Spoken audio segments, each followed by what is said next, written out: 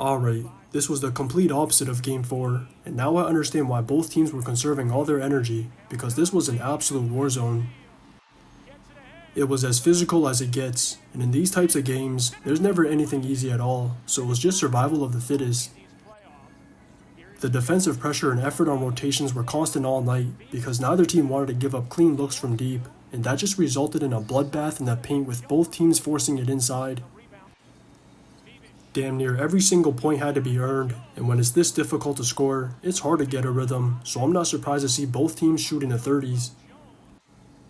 But what I was surprised to see was Sab going 1 of 19, or even Stewie going 4 of 15, and I still can't believe the Liberty won with the two shooting that trash in a must-win.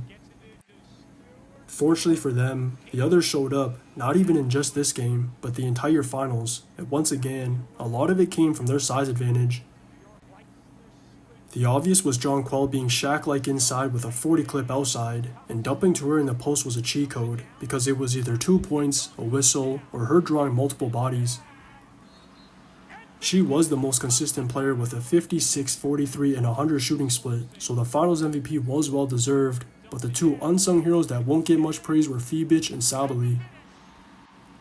Wnba consistently hit timely shots or exploited mismatches inside, and Sabally consistently finished at the rim or crashed the O-boards as soon as she subbed in.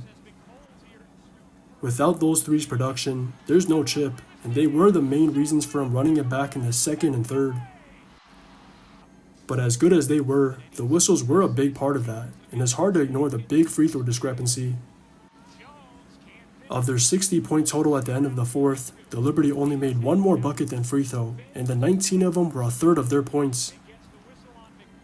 Now that's not to say some of them weren't fouls, because there were obvious ones with the Lynx being extra physical inside giving up size, but the physicality wasn't one-sided, and the inconsistency is the issue.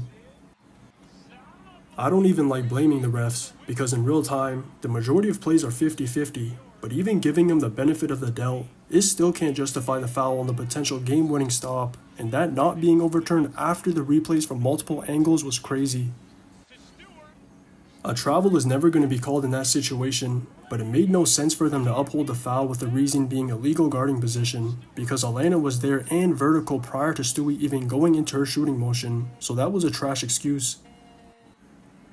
The reason he kept it as vague as possible was because he knew there was no contact to her shooting arm, and at most, it was marginal contact on her guide hand that would never be called. But even that can't justify it relative to the whistle on the night, otherwise, there would have been 60 free throws for both sides, so I'm just going to assume he didn't want to look bad in front of the home crowd, and just had to make something up. The whistles throughout that helped the Liberty get back into the game after their slow start was whatever, but the timing of this one after their choke job sequence was questionable, and this is the exact reason why a lot of people questioned the integrity of the game. After all that transpired, the Lynx looked deflated, and with the momentum being on the Liberty side off a second life, they capitalized with defensive plays in OT. But that's still not an excuse for the Lynx, because if Fee made her lay on the possession prior, they wouldn't even be in that position, and they still had their chances to win the game. At the end of the day, the Liberty locked them up in the last 5, and all that will be remembered in a few years' time is New York winning their first ever chip in the W. Just watch the tape.